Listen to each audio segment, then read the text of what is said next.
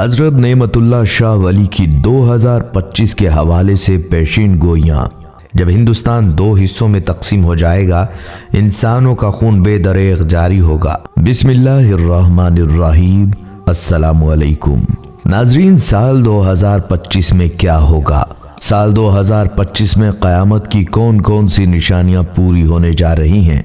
हजरत नेमतुल्लाह शाह वली की 2025 के हवाले से वो पेशीन गोइयां जो हर्फ बहर्फ सच साबित हो रही हैं।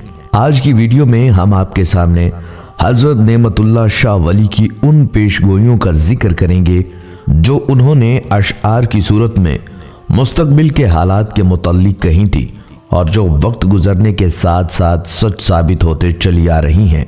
नाजरीन, आज से तकरीबन 900 साल पहले एक मशहूर व मारूफ सूफी बाकमाल हजरत नेमतुल्लाह शाह वली रहमतुल्लाह अलैह गुजरे हैं, जिनके हजारों फारसी अशार पर मुश्तमिल दीवान के अलावा एक कसीदा बहुत मशहूर है, जिसमें उन बरगुज़ीदा वलीउल्लाह ने आने वाले हवादिस की पेशगोई फारसी अशार की सूरत में की है, जो आज तक हर्फ बहर्फ सच साबित होती चली आ रही हैं। कसीदे के अशार मुख्तलिफ हवालों से 2000 के करीब बताए जाते हैं, लेकिन मुहक्किकीन की काफ़ी कोशिश के बावजूद कमो बेश 300 अशार से ज़्यादा दस्तयाब नहीं हो सके। इंसानी अक्ल दंग रह जाती है जब हम हजरत नेमतुल्लाह शाह वली के कसीदे लिखने की तारीख से 107 साल बाद आने वाले बरे अजीम पाको हिंद के आने वाले बादशाहों के नाम तरतीब वार उनके कसीदे के अशआर में पढ़ते हैं, जबकि वो हुक्मरान अभी पैदा भी नहीं हुए थे। वो सबसे पहले मशहूर मुगल बादशाह अमीर तैमूर का नाम उसकी पैदाइश से तकरीबन 200 साल कबल अपनी पेशीन गोई के एक इब्तदाई शेर में लिखते हैं। उसके बाद लोधी खानदान के हुक्मरान सिकंदर लोधी और इब्राहिम लोधी के नामों का जिक्र करते हैं। फिर उनके बाद आने वाले हिंदुस्तान में मुगलिया खानदानों के हुक्मरान बाबर, हुमायूं, दरमियान में शेर शाह अफगान, जहांगीर, शाहजहां के नाम उनके अशार में आते हैं और यूं खानदान मुगलिया के 300 साला दौरे हुकूमत की तरतीब वार पेशीन गोई करते हैं। वो अंग्रेज़ों की हिंद में आमद तक खानदान मुगलिया के करीबन तमाम हुक्मरानों को और उनकी मुद्दत हुक्मरानी को बयान करते हैं।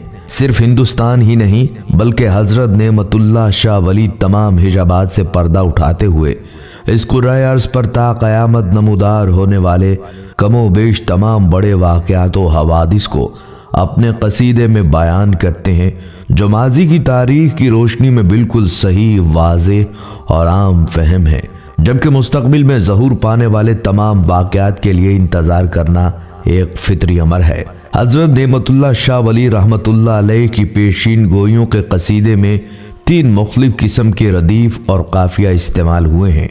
बाज़ की रदीफ पैदा शुद होगा और बाज़ अशार में काफिया, ज़माना, बहाना और गायबाना वगैरह इस्तेमाल हुआ है।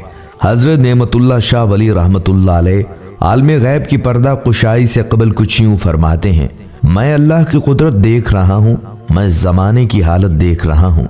मैं ये बात इल्म नजूम के ज़रिए से नहीं कह रहा बल्कि ज़ात बारी ताला की तरफ से देख रहा हूँ। अब हजरत नेमतुल्लाह शाह वली हिंदुस्तान में मुगलिया ख़ानदान के हुक्मरानों की पेशगोई की इब्तदा इस शेर से करते हैं, मैं सच कहता हूँ कि एक बादशाह दुनिया में पैदा होगा, उसका नाम तैमूर शाह होगा। तैमूर शाह ने 1398 में हिंदुस्तान के बादशाह मोहम्मद तुगलक को शिकस्त देकर हिंदुस्तान पर कब्जा कर लिया था। जब सिकंदर लोधी से इब्राहिम लोधी तक नौबत पहुंच जाएगी तो इस बात को यकीन से समझ कि उसकी बादशाही में फितना पैदा होगा। हिंदुस्तान में मुगलिया खानदान के बानी ज़हीरुद्दीन बाबर, जो अमीर तैमूर की 5वीं पुश्त में से थे, 1526 में पानीपत की पहली लड़ाई में लोधी खानदान के आखिरी हुक्मरान इब्राहिम लोधी को शिकस्त देकर दिल्ली पर कब्जा कर लिया था। हजरत नेमतुल्लाह शाह बाबर के इक़्तिदार में आने से 350 साल कबल अपने एक शेर में मुदर्रज तारीख 570 हिजरी बामुताबिक 1174 ईस्वी में पेशगोई करते हुए फरमाते हैं, इसके बाद मुल्क काबुल का बादशाह बाबर दिल्ली में हिंदुस्तान का वाली जाहिर होगा। बाबर के बेटे हुमायूं और इस दौरान शेर शाह सूरी के जाहिर होने के बारे में भी लिखते हैं। फिर अल्लाह ताला की तरफ से बादशाही हुमायूं तक पहुंचेगी, जबकि इसी दौरान कुदरत की तरफ से ایک افغان ظاہر ہوگا۔ تاریخ ہند بتاتی ہے کہ شیر شاہ سوری سے شکست کھانے کے بعد ہمایوں نے نظام سقا کے ذریعے دریائے گنگا پار کر کے جان بچائی اور ایران کے بادشاہ کے پاس پناہ لی، جس نے اس کی بڑی قدر و منزلت کی، اور چند سال بعد جب شیر شاہ سوری چل بسا تو ہمایوں نے شاہ ایران کی مدد سے 1555 عیسوی میں دوبارہ ہندوستان پر قبضہ کر لیا اور یوں کل ملا کر 1530 تک حکومت کی۔ ناظرین، اسی طرح آپ کو کچھ مزید پیشگوئیاں بتاتے چلیں۔ ہمایوں بادشاہ ہندوستان پر قبضہ کر لے گا، اس کے بعد اس کا بیٹا اکبر ملک کا بادشاہ بن جائے گا۔ چنانچہ جلال الدین محمد اکبر نے تقریباً 50 سال تک ہندوستان پر بادشاہت کی۔ اس کے بعد جہانگیر عالم پناہ ہوگا۔ یہ مہتاب کامل کی طرح تخت پر جلوہ گر ہوگا۔ جب وہ دارالبقاء کی طرف سے سفر کرے گا تو اس کے بعد اس کا بیٹا شاہ جہاں تخت نشین ہو جائے گا۔ وہ قرن سے زیادہ اور 40 سال سے کم بادشاہی کرے گا، جبکہ اس کا بیٹا اورنگزیب اس کے سامنے ہی اس وقت تخت پر جلوہ افروز ہو جائے گا۔ نادر شاہ ایران سے آ کر ہندوستان کا تخت چھین لے گا، لہٰذا اس کی تلوار کے زور سے دہلی کا قتل عام ہوگا۔ چنانچہ تاریخ بتاتی ہے کہ نور الدین محمد جہانگیر نے 1605 عیسوی سے 1627 تک ہندوستان پر حکمرانی کی۔ جہانگیر اپنے عدل و انصاف کی وجہ سے مشہور ہے۔ اس کا مقبرہ شادرہ لاہور میں ہے، جس سے 200-300 گز کے فاصلے پر اس کی بیوی ملکہ نور جہاں کا مزار ہے۔ یہاں یہ بات کسی قدر قابل توجہ ہے کہ امیر تیمور اور ظہیر الدین بابر سے لے کر خاندان مغلیہ کے اخیر تک تمام حکمرانوں کے ناموں کا ترتیب وار ذکر موجود ہے۔ وہاں صرف محی الدین محمد اور اورنگزیب کا نام کسی بھی شعر میں نہیں ہے، اگرچہ اس کے نام کے بعد اس کا ذکر اپنے باپ شاہ جہاں کے بعد اشعار میں موجود ہے۔ شاید اس کی وجہ یہ ہو کہ اورنگزیب، جس نے تقریباً 50 سال تک ہندوستان پر بادشاہی کی، واحد مغل حکمران ہے جس نے تخت نشینی کی صدیوں پرانی روایت سے انحراف کیا۔ اورنگزیب کے بعد خاندان مغلیہ کا زوال شروع ہو گیا۔ حضرت نعمت اللہ شاہ ولی رحمۃ اللہ علیہ ایک بار پھر بابر کے دور حکومت کی طرف پلٹتے ہوئے سکھوں کے بانی پیشوا گرو نانک کا بھی ذکر کرتے ہیں۔ بابر بادشاہ جو ہوگا، اس کے چند روز بعد سالکوں کے درمیان ایک فقیر پیدا ہوگا، اس کا نام نانک ہوگا۔ بہت سے لوگ اس کی طرف رجوع کریں گے۔ اس بے اندازہ فقیر کا بازار گرم ہوگا اور چرچا ہوگا۔ گرو نانک 1441 عیسوی میں پیدا ہوئے اور 1538 عیسوی میں ان کا انتقال ہوا۔ برے صغیر پاک و ہند میں انگریزوں کی آمد کے بارے میں پیشگوئی کرتے ہوئے حضرت نعمت اللہ شاہ ولی رحمۃ اللہ علیہ لکھتے ہیں، وہ جنگجو راجے مہاراجے جو شراب اور بھنگ کے نشے میں مست ہوں گے، ان کے ملک کے اندر انگریز تاجرانہ انداز میں داخل ہوں گے۔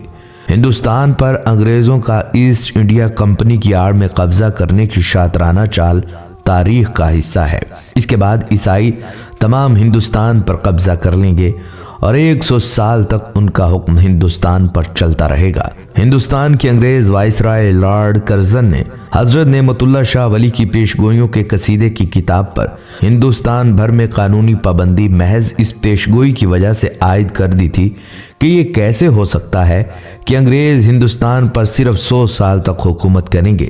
جنگ عظیم اول اور دوم کے بعد پیشگوئی کرتے ہوئے حضرت نعمت اللہ شاہ ولی کہتے ہیں، جیم یعنی جرمن کی جنگ میں آسمان عیسائیوں کو مبتلا کر دے گا اور ان کے لیے تباہی و بربادی کا نشان ظاہر ہوگا۔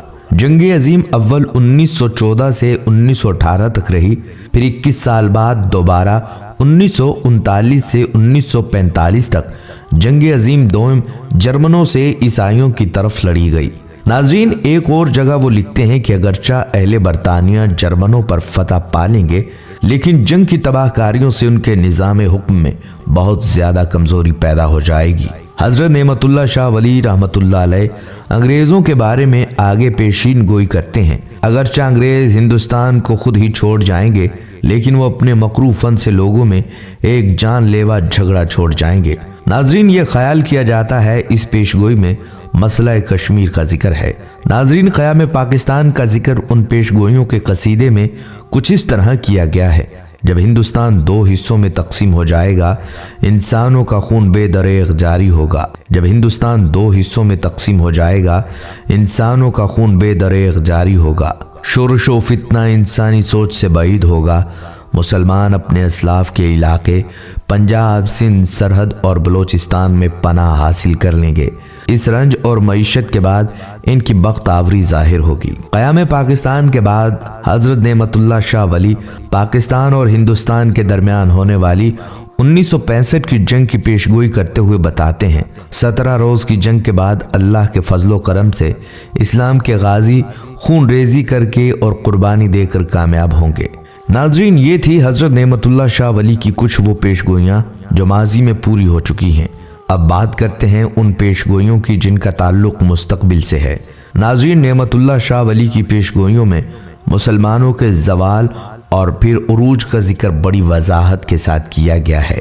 इन पेशगोइयों के मुताबिक मुसलमान एक ऐसे दौर से गुजरेंगे जहां उनका इत्तेहाद टूट जाएगा और वो जुल्म व सितम का शिकार होंगे। लेकिन इसी ज़वाल के दौरान एक ऐसा वक्त आएगा जब उम्मत मुसलमा दोबारा मुत्तहिद होगी और दुनिया में अपना खोया हुआ मकाम हासिल करेगी। उनके अशार में ये इशारा मिलता है कि ये अरूज आसानी से नहीं आएगा, बल्कि बड़ी कुर्बानियाँ, मुश्किलात और आजमाइशों के बाद मुमकिन होगा। मुसलमान अपनी जिद्दोजहद और कुर्बानी के ज़रिए ये मुकाम हासिल करेंगे जिसे नेमतुल्लाह शाह वली ने एक बड़ी जंग के तौर पर बयान किया है। मुसलमानों के उरूज में एक अहम मोड़ समझा जाता है। इन पेशगोइयों में हिंदुस्तान और बरे सगीर के इलाके में एक बड़ी जंग का जिक्र है जिसमें मुसलमानों को अहम कामयाबियां हासिल होंगी। इस जंग के नतीजे में खित्ते का सियासी और समाजी निज़ाम तब्दील हो जाएगा और मुसलमानों को फतह नसीब होगी। ये जंग एक नए इस्लामी दौर के आगाज़ का ज़रिया बनेगी जहां अदल और इंसाफ का निज़ाम कायम होगा। इस जंग को इस्लामी तालीमात और ईमान की फतह के तौर पर बयान किया गया है जो मुसलमानों को दोबारा एक मजबूत और मुत्तहिद कुव्वत बनाएगी। नेमतुल्लाह शाह वली की पेशगोइयों में इशारा मिलता है कि आलमी निज़ाम में एक बड़ी तब्दीली रूनुमा होगी। दुनिया में जुल्म व नाइंसाफ़ी के खात्मे और अदल इंसाफ पर मबनी निज़ाम के क़याम का जिक्र उनकी शायरी में मौजूद है। ये पेशगोई मुसलमानों की तरफ इशारा करती है कि वो एक बार फिर दुनिया को रहनुमाई फराहम करेंगे कि कायम रहने के बगैर मुमकिन नहीं। तो क्या 2025 वो साल होगा जब यह सब कुछ वक़ू पजीर होगा, या ये सब सिर्फ हमारी आजमाइशों का हिस्सा है? ये जानने के लिए अपनी रूहानी और अमली तैयारी करें, क्योंकि अल्लाह की मदद सिर्फ उनके साथ होती है जो अपने ईमान और अमल में मजबूत होते हैं। ख़वातीनो हज़रात, ये थी हमारी आज की वीडियो। उम्मीद करते हैं कि आपको ज़रूर पसंद आई होगी। अगर आपको ये वीडियो पसंद आई है तो आपसे गुजारिश है कि हमारे चैनल को सब्सक्राइब करें और साथ ही लगे बेल के बटन को भी प्रेस कर लें ताकि आपके पास हमारी मज़ीद मालूमाती वीडियोस का नोटिफिकेशन बर वक्त मिलता रहे। सब्सक्राइब के साथ साथ हमारी वीडियो को लाइक भी करें और कीमती राय का इजहार कमेंट सेक्शन में ज़रूर करें। अल्लाह आपको अपनी हिफ्ज़ व अमान में रखे। आमीन।